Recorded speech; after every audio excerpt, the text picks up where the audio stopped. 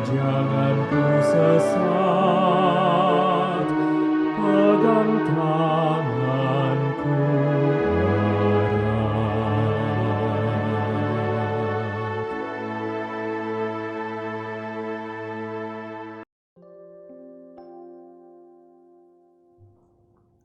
Shalom saudara semua, bersyukur kita boleh berjumpa lagi dalam anugerah Tuhan.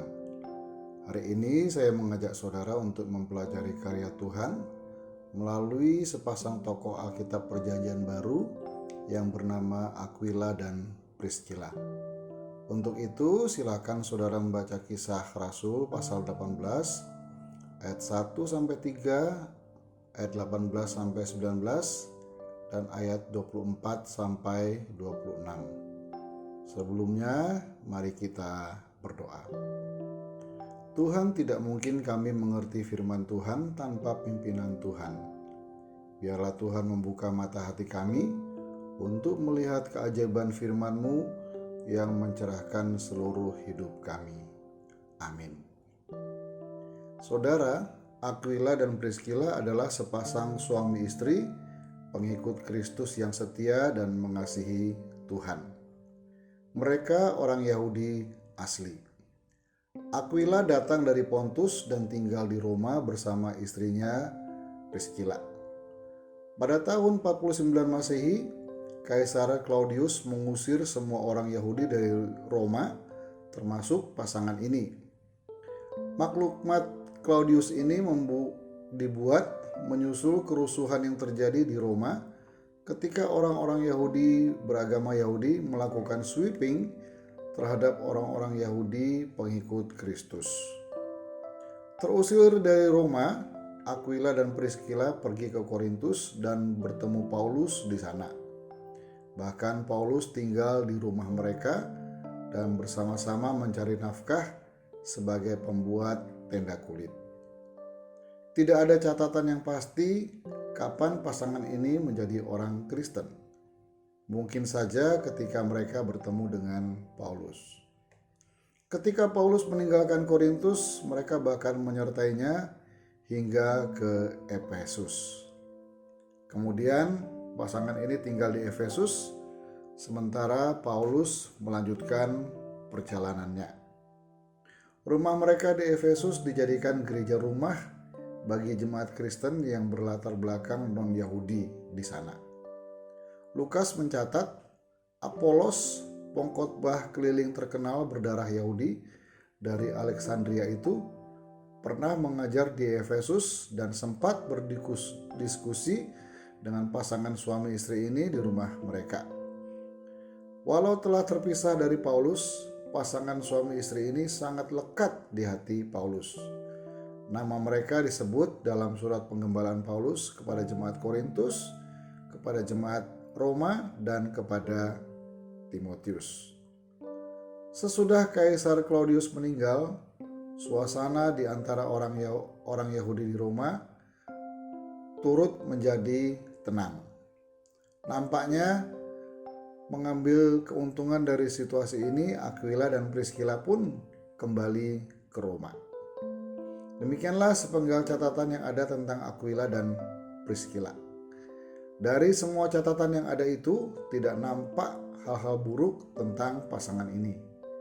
Malahan, catatan penulis Alkitab memberi kesan bahwa pasangan ini sangat berpengaruh dan begitu dicintai di antara jemaat Kristen non-Yahudi.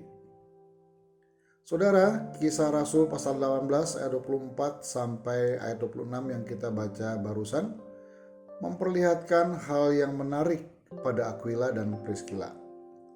Lukas mencatat sebuah kata penting ketika melaporkan pertemuan pasangan ini dengan Apolos. Kata itu adalah kata tetapi. Silakan saudara lihat pada Kisah Rasul pasal 18 ayat 25. Kata ini sangat penting kita cermati karena menunjukkan daya dan sikap kritis Aquila dan Priscilla ketika menyimak pengajaran Apolos. Daya dan sikap kritis itu membuat mereka melakukan koreksi terhadap Apolos atas pengajarannya. Pertanyaannya, dari mana daya dan sikap kritis mereka ini muncul? Tidak mungkin sebuah daya kritis dapat muncul secara tiba-tiba. Daya kritis selalu didahului oleh pemahaman tertentu. Pemahaman tertentu hanya dapat dimiliki melalui suatu proses, yaitu kegiatan belajar. Orang dapat memahami sesuatu lewat proses belajar. Orang bertumbuh dan berkembang lewat proses belajar. Orang dapat naik kelas lewat proses belajar. Lewat belajar, orang mengembangkan pemahamannya. Lewat belajar, orang mengenal lingkungannya. Lewat belajar, orang dapat mengenal dirinya sendiri. Lewat belajar, orang menumbuh kembangkan potensinya. Lewat belajar, orang bertumbuh menjadi dewasa. Lewat belajar, orang kemudian menjadi sesuatu yang baik.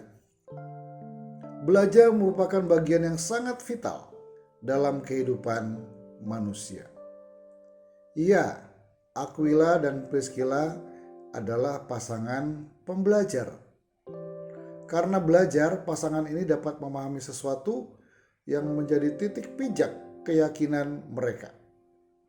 Itu pula yang membuat mereka kritis terhadap orang sekaliber Apolos sekalipun.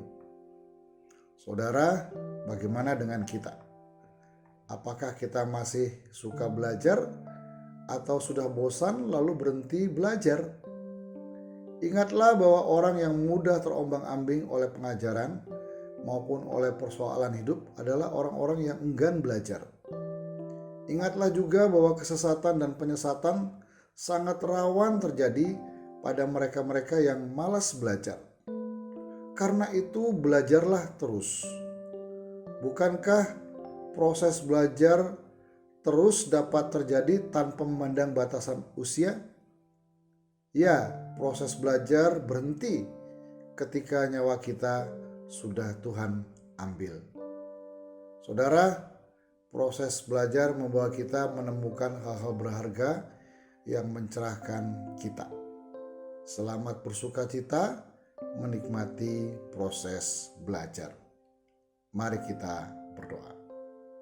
Tuhan, tolong kami, biarlah api dan semangat belajar itu terus Tuhan nyalakan dan membara dalam kehidupan kami, sehingga kami terus-menerus menjadi orang yang rajin dan suka belajar, sehingga hidup kami terus-menerus dicerahkan melalui proses belajar yang Tuhan kerjakan dalam kehidupan kami. Dalam nama Tuhan Yesus kami berdoa. Amin.